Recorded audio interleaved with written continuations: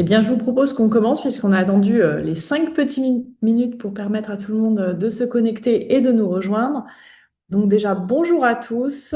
Ravie et enchantée de vous voir aussi nombreux pour ce webinaire qui va vous présenter notre nouveau produit sur le remplissage de la liasse fiscale, notre nouveau produit qui s'appelle Simplilias. Donc, ce webinaire devrait durer à peu près 45 minutes. On a gardé un petit peu de marge. Comme ça, si vous avez des questions, nous y répondrons avec plaisir à la fin. Et s'il y avait trop de questions, nous vous répondrons ensuite par mail ou par message pour que chacun puisse avoir l'ensemble des réponses attendues. Alors, tac. Nous allons passer du coup sur l'introduction. Donc, je me présente, je suis Nelly Kerscaven, je suis diplômée d'expertise comptable et je suis product manager chez Teledec depuis une année. Donc, je suis chargée des évolutions produits et également de la mise à jour de nos différents formulaires de l'IAS fiscale. L'objectif aujourd'hui, c'est de vous permettre de découvrir notre nouveau produit qui est Simplilias et qui va vous permettre de déclarer en toute sécurité et en toute sérénité votre liasse fiscale pas à pas. Alors, pour commencer, je vais présenter Teledec. Teledec, c'est une entreprise à taille humaine, made in France, qui a été créée en 2010, qui est une entreprise pionnière de la fiscalité en ligne. Aujourd'hui, nous proposons l'ensemble des formulaires fiscaux possibles télédéclarables en EDI à destination des entreprises et des sociétés. Notre produit se veut intuitif, avec une interface qui a été pensée pour simplifier votre saisie au pas à pas et qui vous garantit une conformité totale, c'est-à-dire que nous sommes tout le temps à jour des derniers formulaires existants en fonction des différentes lois de finances. D'ailleurs, nous allons pouvoir, à compter de demain, c'est le lancement des liasses fiscales millésime 2026 que l'on va pouvoir télétransmettre à la DGFiP. Nous sommes une équipe de 20 salariés et nous sommes tous intégralement internalisés et basés en France. Nous avons plus de 40 000 clients directs et ce qui nous distingue, c'est une assistance qui est dédiée et réactive, c'est-à-dire que notre équipe support vous accompagne pour lever vos doutes du lundi au vendredi, de 9h à 19h, par mail et par téléphone. Nous avons un taux de réponse de 100%, c'est-à-dire que nous ne laissons aucune question et aucun mail sans réponse. L'objectif, c'est que vous ne soyez jamais seul face à votre déclaration. On va refaire un petit rappel du calendrier fiscal. Donc, ce qu'il faut savoir, c'est qu'aujourd'hui, on vous permet de réaliser votre liasse fiscale en 30 minutes, de tout remplir et télédéclarer.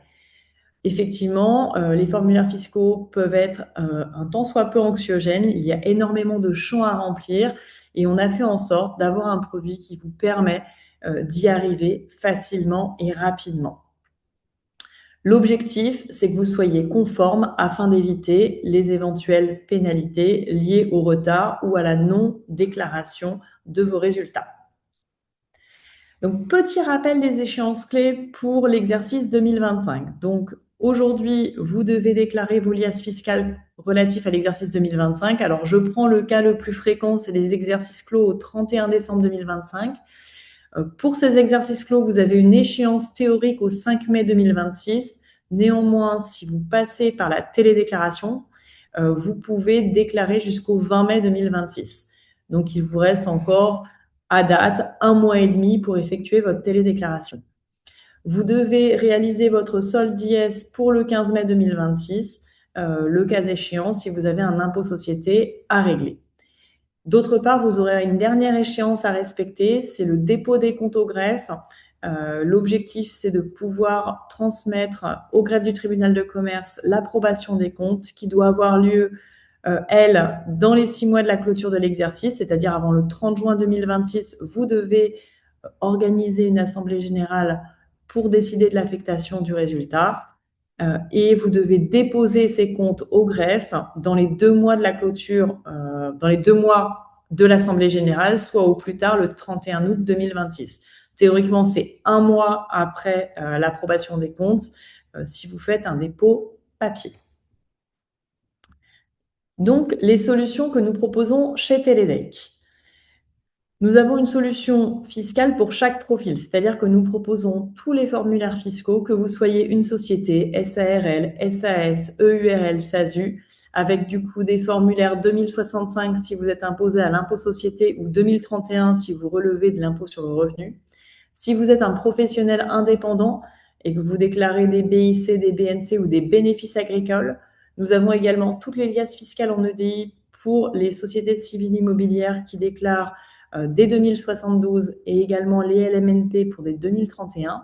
Et nous proposons enfin toutes les autres déclarations fiscales possibles et imaginables en EDI, que ce soit les déclarations de TVA, les CVAE, les DEC loyers, les DAS2. La liste ici n'est pas exhaustive, mais vous retrouverez la liste intégrale des formulaires disponibles sur le site de Télédec.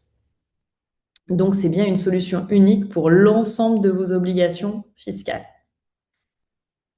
Aujourd'hui, on va vous présenter les 3 possibilités pour renseigner votre liasse au sein de notre solution.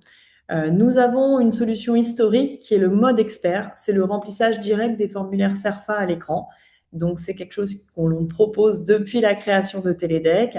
Et vous retrouvez exactement la même chose que les CERFA papier, avec des avantages en plus, c'est-à-dire que dans notre outil, vous avez quand même tout un nombre de contrôles de cohérence qui sont implémentés afin de vérifier et le fond et la forme pour éviter les rejets de l'administration ou des éventuels redressements fiscaux en cas d'erreur de saisie. Deuxième mode possible, c'est le mode import, c'est-à-dire que vous avez tenu votre comptabilité sur différents logiciels de production comptable et vous pouvez intégrer de façon automatique une balance comptable ou un fichier des écritures comptables. Une fois que vous avez déposé le fichier concerné, nous vous pré-remplissons l'ensemble des formulaires. Vous n'avez plus qu'à vérifier, renseigner éventuellement les informations non chiffrées, par exemple le nom des associés, des actionnaires, des filiales et participations, mais ça uniquement pour la première année, puisque l'année suivante, on reprendra ces données, et vous n'avez plus qu'à l'envoyer. Et enfin, aujourd'hui, l'objet de ce webinaire est la présentation de notre nouveauté, qui est notre module d'accompagnement Simplilias.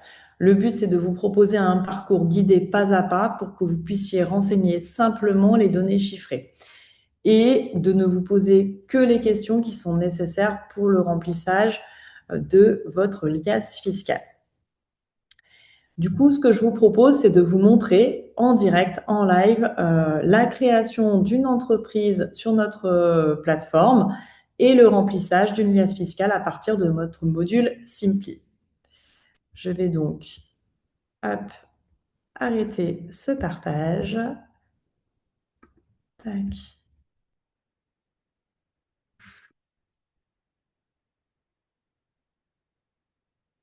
Et je vous propose que l'on se connecte. Tac, directement sur notre espace. Donc, vous tapez teledec.fr. Vous arrivez sur une page de connexion qui vous permet du coup de vous loguer. Donc là, je vais créer un compte personnel, nelly.karskamen@hotmail.fr. Je vais taper mon mot de passe et je me connecte. La première fois que je me connecte, on va me demander de renseigner le numéro sirène. L'objectif pour nous, c'est de vous éviter de devoir faire de la saisie. Et c'est la raison pour laquelle on vous propose de saisir un numéro sirène. Nous avons une API qui permet de récupérer l'ensemble des données nous permettant de créer à votre place l'entreprise que vous souhaitez déclarer. Donc là, je vais prendre une société test. Je tape un numéro sirène. Je clique sur remplir la déclaration et vous voyez, j'ai le nom de la société qui se renseigne, LPI Conseil, sa forme juridique, sa date de clôture. Ce qui est important et ce qui est essentiel que vous ne devez pas oublier comme étape, c'est le choix du régime fiscal attendu, puisque ça, nous n'avons pas l'information. Donc, vous avez tous les choix possibles. Pour le module Simplilias que je vous propose aujourd'hui en présentation, 4 régimes possibles, soit l'impôt société au régime réel simplifié, l'impôt société au régime réel normal, l'impôt sur le revenu catégorie des bénéfices industriels et commerciaux en réel simplifié, un impôt sur le revenu catégorie des bénéfices industriels et commerciaux, régime normal. Ces informations, si vous ne les trouvez pas, deux façons de les récupérer. Première chose, vous pouvez contacter votre service des impôts des entreprises et ils vous diront de quel régime vous relevez. Deuxième chose, lors de la création de votre société ou de votre entreprise, vous avez reçu ce qu'on appelle un mémento fiscal, qui est un document qui récapitule l'ensemble des options fiscales auxquelles vous avez souscrit. Donc, c'est avec ces informations que vous pouvez choisir votre régime fiscal. En l'espèce, on va faire une déclaration à l'impôt société au régime réel simplifié. Vous avez l'adresse de l'entreprise qui est déjà renseignée à partir des informations de l'INPI. Je vais indiquer un représentant légal. Hop, hop, président. Un numéro de téléphone. Voilà. Et je vais sauvegarder. Ma société est désormais créée. Je choisis les dates d'exercice souhaitées. Donc là, on va reprendre un exercice civil du 1er janvier 2025 au 31 décembre. Si vous êtes sur un exercice décalé, aucun problème, vous le déclarez. S'il s'agit du premier exercice, n'oubliez pas de cocher cette petite case. Et vous devez indiquer le nombre de mois sur l'exercice précédent. C'est des données qui sont transmises à la DGFiP. Et le cas échéant, si vous avez fait l'objet d'une cession ou d'une cessation d'activité en cours d'année. Et là, on arrive à nos 3 modules possibles de remplissage. Soit vous remplissez les formulaires fiscaux, la méthode classique telle qu'on le faisait auparavant chez Télédec. Deuxième possibilité, je vous l'ai présenté tout à l'heure, la possibilité d'importer une balance ou un fichier des écritures comptables. Et enfin, la dernière possibilité, ce qu'on va vous présenter aujourd'hui, le remplissage guidé pas à pas via le module Simplilias. Je clique dessus, je fais sauvegarder et j'arrive du coup sur mon module de présentation de Simplilias. Alors, vous voyez que j'ai ma liasse fiscale qui est indiquée là, mon année, ainsi que le nom de la société. On retrouve toutes ces informations sur l'onglet de droite, avec le nom de la société, l'exercice et le sirène. Et vous voyez que sur la partie de droite, j'ai un petit encart qui va nous suivre tout au long de notre parcours, qui additionne les produits et les charges et qui détermine le résultat comptable de votre année. Premier onglet, il concerne les données générales. Vous allez avoir à le remplir, mais une seule fois. C'est-à-dire que cette année, vous investissez, si je puis dire, en remplissant les informations. L'année prochaine, on vous proposera les informations de l'année précédente que vous pourrez adapter le cas échéant. Donc, je vais avoir oui, présence d'un actionnaire. En fonction des questions, vous avez plus ou moins d'informations à remplir. Je vais mettre un capital de 10 000 euros. Je vais ajouter un actionnaire. Alors là, je choisis si c'est une société ou non. Ce n'est pas une société, mais je peux mettre oui. Vous voyez, ça change mon questionnaire. Du coup, je vais mettre, hop, c'est monsieur Pierrat, hop, Ludovic, hop, je vais mettre une date de naissance fictive. Hop, on va mettre 1979, avril le 1er. Une naissance, la France, un département 78 avec une commune Poissy. On va mettre un nom de rue, peu importe. Hop.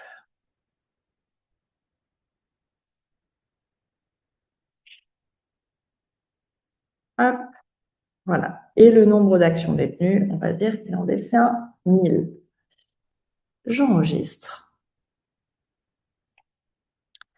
Et du coup, je vais pouvoir renseigner qu'il y a une personne physique et qui détient 1000 actions. Si je suis dans le cas où j'ai détiens des filiales et des participations, vous déclenchez le oui et dans ce cas-là, c'est pareil, vous pouvez ajouter les filiales et participations souhaitées. Donc là, je vais mettre non et je vais continuer. Je clique sur suivant. Nous, ce qu'on va commencer par faire, c'est vous permettre de déterminer votre résultat comptable, puisque c'est quand même plus simple de déterminer le résultat que de renseigner le bilan. Donc, on va commencer par le résultat d'exploitation. Afin de limiter le nombre de champs à remplir, on va conditionner les champs remplissables aux réponses apportées dans les questions préalables. C'est-à-dire qu'on vous demande déjà de sélectionner la typologie d'activité que vous réalisez. Là, on va décider de faire de la vente de marchandises et des prestations de services et uniquement en France. Présence de stock, oui, puisque je fais de la vente de marchandises. Est-ce que l'entreprise est mono-établissement? N'a qu'un seul établissement? Oui, c'est pour la détermination de la CVAE. Vous avez des petites informations qui sont ici. Vous pouvez vous survoler ce petit i et vous avez toutes les informations pour vous permettre de dire, bah voilà, qu'est-ce qu'une vente de marchandises? Qu'est-ce qu'une vente de produits finis? Qu'est-ce qu'un stock? Donc, vous avez des informations qui sont un petit peu partout sur tous les petits points de i qui sont des points d'interrogation. Je vais du coup pouvoir renseigner mes ventes de marchandises, mes prestations de services qui ont lieu en France. Donc, produits d'exploitation, vente de marchandises, on va mettre 100 000 euros. Et vous voyez que ces 100 000 euros sont reportés automatiquement dans les produits. Prestations de services, 80 000 euros. Hop, c'est mis à jour au niveau de mes produits. Autre produit d'exploitation, est-ce que j'ai des subventions, des productions immobilisées, d'autres produits? Je vais avoir 5 000 euros de subventions. J'ai terminé au niveau de mes produits. Je passe à mes charges. Alors, soit vous cliquez sur les onglets, soit vous faites suivant pour passer d'un onglet à l'autre. Les deux fonctionnent. En achat de marchandises, j'ai acheté 35 000 euros de marchandises. Mon stock de début d'exercice, c'était 5 000 euros. Mon stock de fin d'exercice, c'est 6 700 euros. Hop, très bien. Pour information, vous pouvez renseigner tous les montants avec des décimaux, ça ne pose aucun souci puisque nous, ensuite, nous faisons la conversion nécessaire puisque les liasses fiscales ne comportent pas de montants avec des virgules, mais uniquement des montants arrondis à l'euro. Donc ça, on s'en charge. Ensuite, on va avoir les autres types de charges. Donc, on va avoir des rémunérations. On va mettre 40 000 euros de rémunération pour 25 000 euros de charges sociales. Et vous voyez que, effectivement, mon résultat s'ajuste au fur et à mesure du renseignement de mes informations. Je vais renseigner les autres charges externes. Alors là, c'est un petit peu particulier. Vous avez deux options. Dans l'alias fiscal, il faut savoir que tout ce qui est autres charges externes n'est reporté que dans un seul champ. Donc, vous pouvez avoir à renseigner uniquement le montant global. Maintenant, si vous souhaitez pouvoir renseigner le détail pour avoir la précision, on peut renseigner tous les éléments là. Vous voyez, je vais mettre 1 000 euros, 2 000 euros, 3 000 euros, 5 000 euros, 6 500 euros. Et vous voyez que mon total se fait de façon automatique pour mes autres charges externes. Je passe maintenant à ma dernière question sur cet onglet de résultats d'exploitation, à savoir si on a des immobilisations et si on a des dépréciations. En l'espèce, si je clique non, vous voyez l'onglet immobilisation disparaît. Si je clique oui, mon onglet immobilisation réapparaît. Donc on va laisser oui, on va considérer qu'on n'a pas de dépréciation. Toujours pareil, les petites fiches d'information qui vous expliquent ce que l'on attend. Je continue. Donc, on va considérer qu'effectivement, j'ai un petit peu d'immobilisation. Je vais avoir pour 10 000 euros d'immobilisation avec 4 390 euros d'amortissement cumulé. Des dotations aux amortissements d'exploitation pour 2 360 euros et pas de dotation exceptionnelle. Hop. Nous passons maintenant à la détermination du résultat comptable. On a renseigné toutes les informations nécessaires au résultat d'exploitation. Donc, en charge financière, je vais pouvoir ajouter 4 300 euros. Produits financiers, 3 650. Donc, on voit que mon résultat continue à se mouvementer au fur et à mesure. Et je vais passer un impôt sur les bénéfices pour 15 000 euros. Hop, j'obtiens du coup un résultat comptable de 51 190 euros. Sauf qu'il nous reste encore le bilan à renseigner. Donc, on continue, on clique sur suivant. Alors, pour information, vous pouvez à tout moment aller voir vos éléments reportés dans les formulaires fiscaux. Si vous voulez voir comment ça se reporte, on clique sur la droite, là, redirige vers les formulaires fiscaux. Donc, je vais cliquer dessus pour y arriver. Et vous voyez, je vais passer dans mon compte de résultats et tous les montants que j'ai renseignés ont déjà été reportés directement dans mon compte de résultats. Et on retrouve bien notre résultat de 51 190 euros. Il n'empêche que, hop, mon bilan est partiellement renseigné. Il me manque encore des informations. Je n'ai que mes immobilisations qui remontent, mon stock de marchandises parce qu'on l'a indiqué, mais je n'ai pas toutes mes informations. Donc, il faut que j'aille compléter les informations nécessaires. Alors, pour information, vous pouvez renseigner effectivement des informations directement dans les formulaires. Cependant, les informations que vous allez saisir manuellement dans les formulaires ne vont pas remonter dans l'interface Simply. Donc, ma recommandation est de finir toute la saisie dans l'interface Simply et ensuite de modifier à la marge ou d'ajouter les éléments qui ne sont pas proposés. Je le dis pour tout le monde, l'interface Simply ne contient pas l'intégralité des champs présents dans les déclarations. L'objectif, c'est de renseigner la majorité des champs, mais que les champs très spécifiques, par exemple une réduction sur une zone de revitalisation rurale, c'est très particulier, ça ne concerne que peu de clients, donc vous irez le renseigner directement dans vos formulaires. Donc je vais retourner dans mon module Simply pour pouvoir finaliser du coup ma liasse. Je vais rajouter le nom de l'établissement bancaire, alors le Crédit Agricole avec un solde de 5 000 euros. Je vais rajouter un autre compte bancaire, par exemple la BNP, pour un solde de moins 3 500 euros. Pourquoi on vous demande ces informations précises? Pour une simple raison, c'est qu'on a un principe en comptabilité qui est le principe de la non-compensation. On ne peut pas compenser les créances et les dettes. Ce qui fait que votre solde qui sera positif bancaire ira bien à l'actif du bilan et le solde qui sera négatif au niveau de votre banque ira bien au passif du bilan. C'est une dette. Nous allons renseigner ensuite les autres éléments d'actifs. Alors, vous voyez que les stocks ont été repris depuis l'onglet qu'on a renseigné tout à l'heure dans notre résultat d'exploitation. Je vais rajouter mes créances TTC pour 34 000 euros. Je vais rajouter un montant en caisse pour 500 euros. Voilà. Donc, j'ai renseigné les éléments dont j'avais besoin. Au niveau du passif du bilan, je vais mettre une réserve légale pour 1 000 euros. Hop. Je vais renseigner du coup un report à nouveau pour 3 500 euros. J'ai mon emprunt pour 20 000 euros. Je vais avoir mes dettes fiscales pour 23 000 euros. Et il se trouve que là, vous voyez, hop, j'ai potentiellement pas équilibré, on le voit dans le détail, hein, mon actif et mon passif. Pourquoi? Parce que j'ai oublié de renseigner dans mon actif circulant une créance sociale de 60 000 euros et une créance fiscale de 380 euros. Là, ça me permet de vérifier que mon actif passif est équilibré. J'obtiens donc ma synthèse. On vous dit que ma saisie est équilibrée et que les données vont être reportées dans ma liasse fiscale. Pour information, si vous avez du mal ou vous n'arrivez pas à équilibrer, il est possible, imaginons, je reprends mon cas là, j'ai oublié de renseigner ma créance fiscale, j'arrive au bout, je masque les détails, vous ne l'avez pas vu, vous allez arriver sur la synthèse et là, on va vous le dire. Vous avez désormais terminé votre saisie. On a un écart de 380 euros entre l'actif et le passif.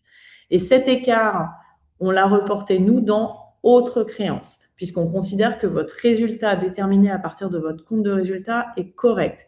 Donc, l'écart, qui peut être une créance ou une dette, ira en autre créance et en autre dette, mais on vous indique où c'est modifié dans votre liasse. Donc là, je vais le remettre dans mes créances fiscales, mes 380, et normalement, ma synthèse est équilibrée. Je vais cliquer sur « Générer ma liasse ». Et là, j'arrive sur, du coup, la liste des formulaires fiscaux adaptés pour une déclaration d'impôt société au régime simplifié. Premier onglet, je revois du coup les dates de début et de fin d'exercice. Je passe ensuite sur la déclaration 2065. Alors là, on les présente dans l'ordre dans lequel l'administration fiscale nous les demande. Et vous voyez que j'obtiens bien du coup un résultat fiscal qui fait 65 000 ou 66 000 euros, répartis entre 42 500 euros en bénéfice imposable à 15% et le reste imposable à 25%.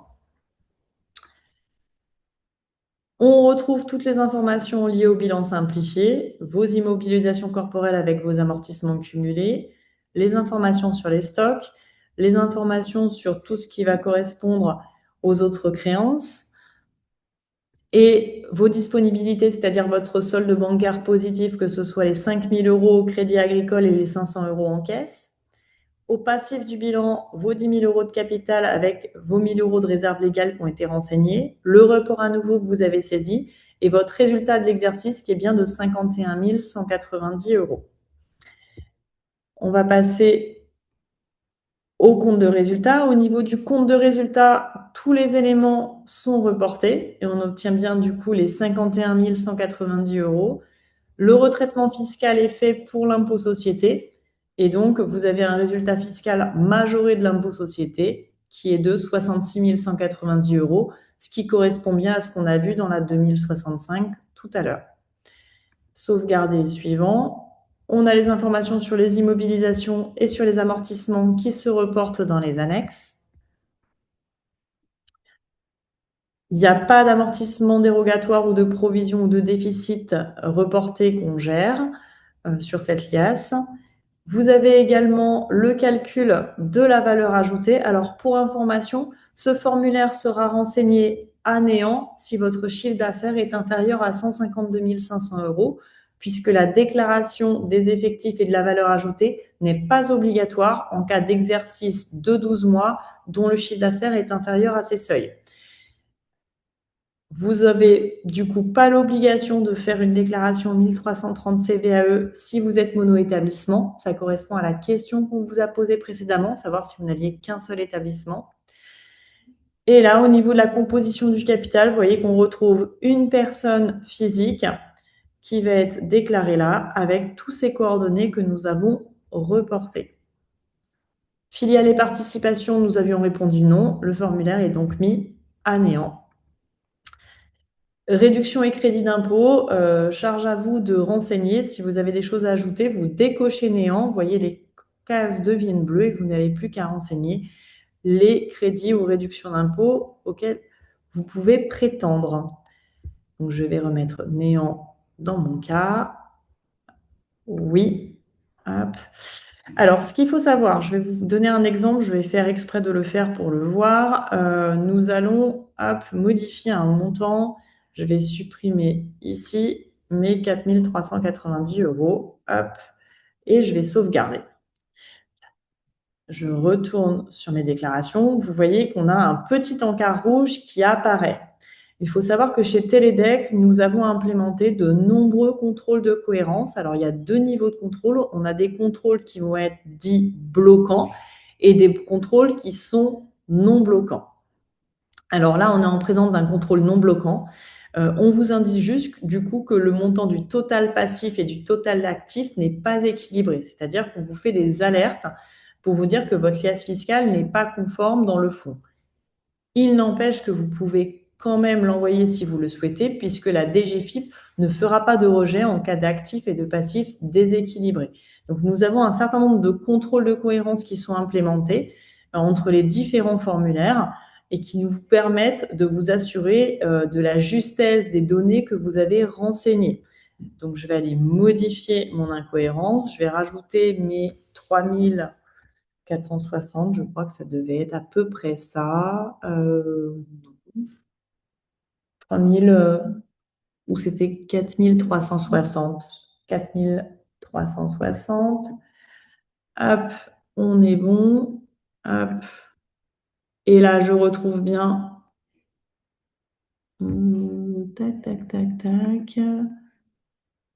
Alors, attendez. Tac, tac, tac.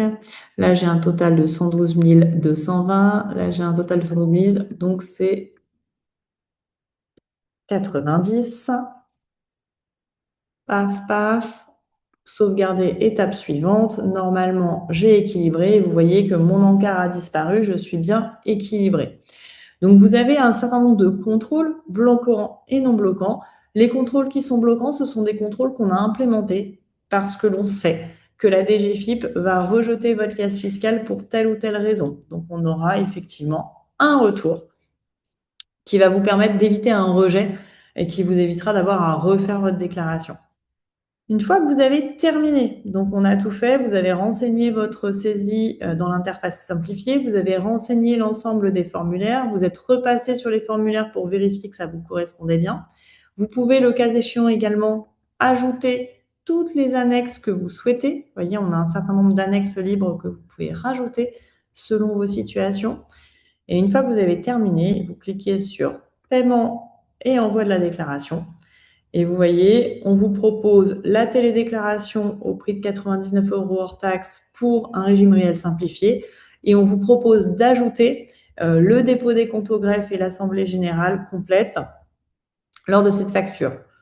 3 possibilités, soit vous payez par carte bleue, soit vous payez, et donc vous pouvez envoyer du coup votre liasse fiscale dans la foulée, soit vous payez par virement, soit vous nous payez par chèque, et vous pouvez même demander à Papy de vous payer votre liasse fiscale. Vous avez un lien de paiement carte bleue que vous pouvez envoyer à la personne que vous souhaitez.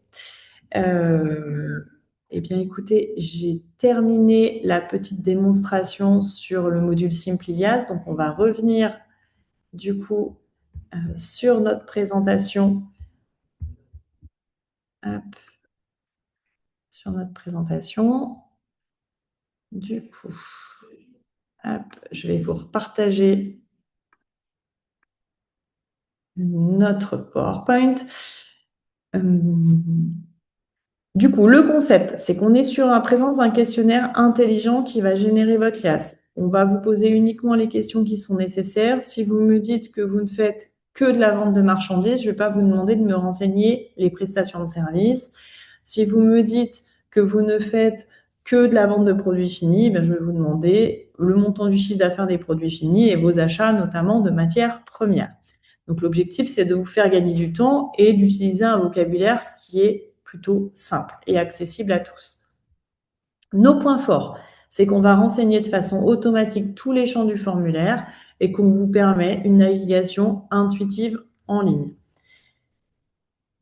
Du coup, pourquoi nous choisir, nous, Télédec? Première chose, on a un prix qui est plutôt compétitif et qui est attractif sur l'ensemble de nos télédéclarations. Alors, je vous donne 2 exemples. On a les télédéclarations des liasses fiscales au régime simplifié, donc tout ce qui va être IS, BIC, les 2033, tout ce qui va être BNC, nos déclarations liasses 2035, pour les SCI, les 2072 au régime simplifié et les 2036 pour les sociétés civiles de moyens, les SCM. On vous propose un tarif pour les télédéclarations au régime réel normal de 149 € hors taxe. Donc pour tout ce qui va être déclaration 2050 à 2059. Pour les bénéfices agricoles, les 2143.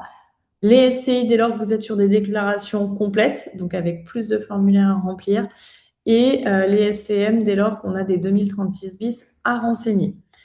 L'ensemble de nos tarifs est présent également sur le site internet teledec.fr, puisqu'on vous a annoncé en début de ce webinaire l'ensemble des déclarations fiscales que nous réalisons. Aujourd'hui, l'avantage d'utiliser Télédec, c'est que vous avez de la liberté et de la transparence. Tout est made in France.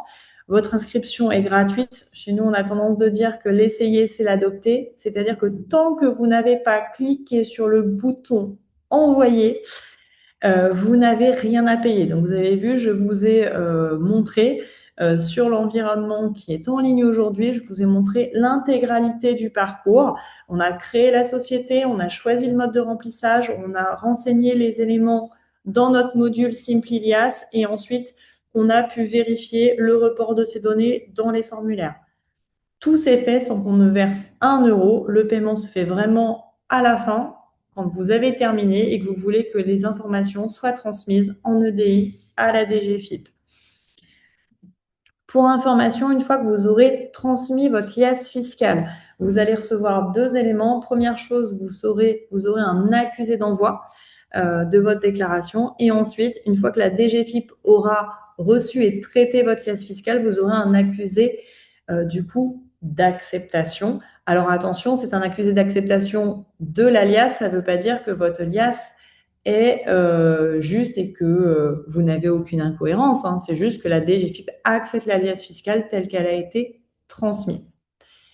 Alors, j'ai maintenant terminé du coup ma présentation de ce module et je suis disposée à répondre à l'ensemble de vos questions. Donc, je vais arrêter le petit partage et je vais prendre du coup les questions. Alors, j'ai une première question qui me dit: «Quel est l'intérêt de cette solution par rapport à l'import de la balance que j'utilise habituellement, le mode expert?» Heu, Honnêtement, cette solution, elle permet aux gens qui n'ont pas forcément la possibilité de générer une balance ou un fichier des écritures comptables. Donc ça vous permet de renseigner les informations au fur et à mesure. Deuxième avantage, c'est que vous pouvez renseigner de façon simplifiée les données non chiffrées, qui sont notamment, les informations sur, les associés, les actionnaires et sur les filiales et participations. Alors, vous avez rempli, deuxième question, j'ai rempli une SCI IAS 2025 et j'ai une icône qui me dit que l'envoi a été fait et dans l'attente de la DGFiP. Alors, pour information, nous sommes sur une période transitoire, je le disais en début de ce webinaire. La DGFiP ferme chaque année les flux de transmission de toutes les liasses fiscales fin mars, donc là entre le 23 mars et le 31 mars. Les liasses fiscales que vous réalisez sont stockées et seront transmises à la DGFiP à compter du 1er avril, puisque l'administration fiscale ferme la possibilité d'envoyer des flux pendant une semaine. Il y a une maintenance technique pour le passage en fait du millésime 2025 au millésime 2026. Donc votre liasse fiscale va être transmise et vous aurez un retour de la DGFiP à compter du 1er avril. Est-ce qu'il y a un format à respecter pour importer une balance? Eh bien, globalement, non. Alors, il faut que ce soit une balance et qu'elle soit, si possible, en format CSV. Alors, on ne prend pas de PDF, on ne prend pas de Word. En revanche, que ce soit un format Excel ou CSV, on les génère et on ne vous demande même pas depuis quel logiciel elle est importée. On a un petit moteur qui nous permet de détecter le format de votre balance et de l'importer. S'il y a un problème au niveau de l'import, ne pas hésiter à contacter notre équipe support et on sera là pour vous accompagner ou pour voir si c'est un nouveau format qu'on n'a pas encore implémenté. On en implémentera avec plaisir. Habituellement, le retour de la GGPIP était quasi instantané. Ben, ça, j'ai déjà répondu. Effectivement, on est sur cette période des 7 jours de fermeture des flux de la DGFiP. Donc, c'est le cas pour tous les éditeurs de France et de Navarre qui génèrent des envois en EDI. Était-il prévu d'intégrer prochainement une évolution permettant d'éditer directement les plaquettes et les annexes depuis Télédec? Alors, ça fait partie des demandes que l'on a par quelques-uns de nos clients. Donc, on est en train de travailler dessus pour pouvoir vous permettre effectivement d'implémenter directement les plaquettes. On avait un petit sujet cette année. Vous n'êtes pas sans savoir qu'on a une évolution au niveau de la présentation des états financiers. L'autorité des normes comptables, avec le règlement 2022-06, impose une nouvelle présentation des comptes pour les exercices ouverts à compter du 1er janvier 2025. Et donc, du coup, il faudrait qu'on mette en place effectivement des plaquettes qui répondent à ces nouvelles exigences. Donc, ça fait partie des évolutions qu'on a dans nos tablettes. Et on ne manquera pas de vous informer dès lors que ça aura été déployé. Alors, avec le nouveau système de Simply, mes données l'année dernière saisies sur Télédec sont implémentées directement ou tout à ressaisir? Eh bien, si vous avez renseigné préalablement des données sur notamment les associés, les actionnaires, le capital, elles seront reportées d'une liasse fiscale à l'autre, mais elles ne vont pas remonter automatiquement dans le module Simply. Donc, vous n'êtes pas obligé de renseigner les informations du premier onglet sur les données permanentes. Par contre, tous les autres onglets du module Simply sont à renseigner puisque ce sont des informations nouvelles qui sont liées à l'exercice en cours. Pour information, c'est la première année qu'on implémente du coup le module Simply. Il est prévu que l'année prochaine, vous ayez en dessous de chaque case que vous aurez à remplir le montant indicatif que vous avez renseigné l'année précédente. On va garder ça pour que vous puissiez avoir un comparatif d'une année sur l'autre. Est-il possible d'avoir accès à une vidéo de ce webinaire? Oui, bien évidemment, c'est prévu. Donc, on va vous mettre à disposition une vidéo de ce webinaire. Pas de possibilité de faire apparaître N-1 sur l'alias. Il me semble qu'on a un petit module qui nous permet d'afficher N-1. Sur l'alias fiscal, je reviendrai vers vous pour vous indiquer comment cliquer et où trouver l'information pour pouvoir afficher le module N-1. Pour information, l'affichage du N-1 donc, peut être affiché à l'écran. Il n'empêche que la DGFiP aujourd'hui nous demande d'envoyer que les données relatives à l'exercice en cours. Alors, le format du fichier pour la balance, je crois avoir déjà répondu à la question. Du coup, on a, est-ce que l'historique de la télédéclaration est conservé d'une année sur l'autre? Oui, nous gardons en historique l'ensemble des déclarations que vous avez faites avec l'eurodatage de quand est-ce qu'elle a été faite, quand est-ce qu'elle a été envoyée, quand est-ce qu'elle a été acceptée. Donc, nous gardons tout dans nos tablettes et vous y avez accès. Alors, notre première déclaration par Télédec, par notre CGA, dois-je faire une démarche préalable auprès de l'administration fiscale? Absolument aucune. C'est-à-dire que si c'est la première fois que vous utilisez nos services, nous sommes habilités par la DGFiP pour faire de l'envoi en EDI. Donc, vous n'avez aucune démarche à faire auprès de l'administration fiscale. N'importe quel éditeur peut envoyer une liasse fiscale pour son client dès lors qu'il a l'habilitation. Donc, il n'y a pas de démarche à faire. Les seules démarches que vous devez faire auprès de l'administration fiscale, c'est si vous voulez faire une déclaration avec un ordre de paiement, par exemple une déclaration de TVA ou une déclaration d'IS.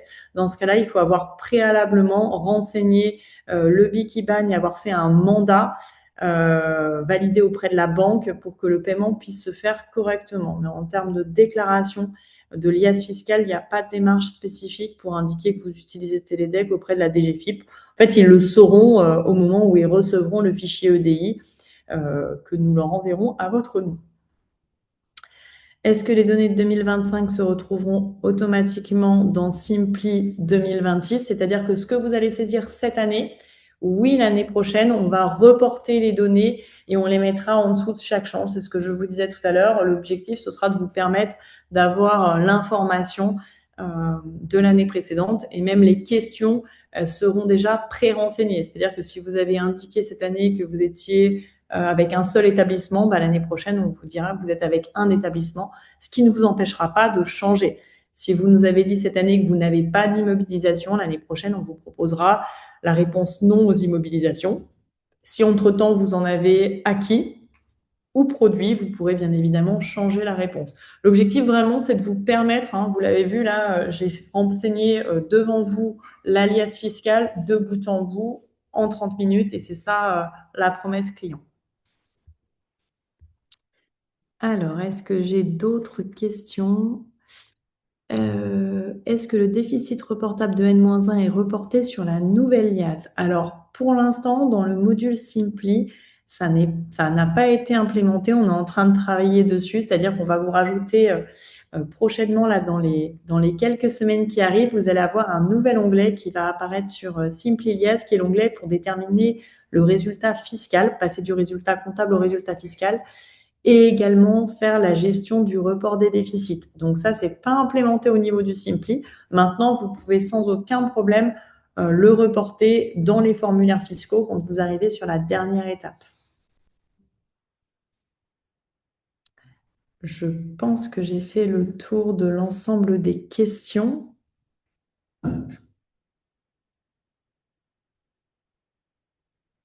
Alors, je dois avoir des questions également qui arrivent. Tac, tac, tac, tac, tac. Reporter, ça a déjà été fait. Bon, je crois que j'ai renseigné l'ensemble des questions. Je crois que j'ai répondu à l'ensemble des questions que j'avais du coup dans les questions-réponses. Eh bien, écoutez, je vous remercie pour votre présence, pour votre attention.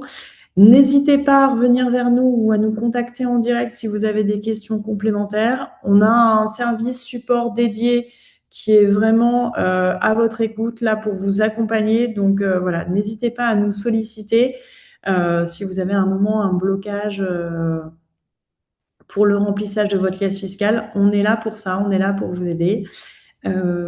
Nous allons vous mettre à disposition très rapidement ce webinaire en vidéo pour que vous puissiez le revisionner le cas échéant.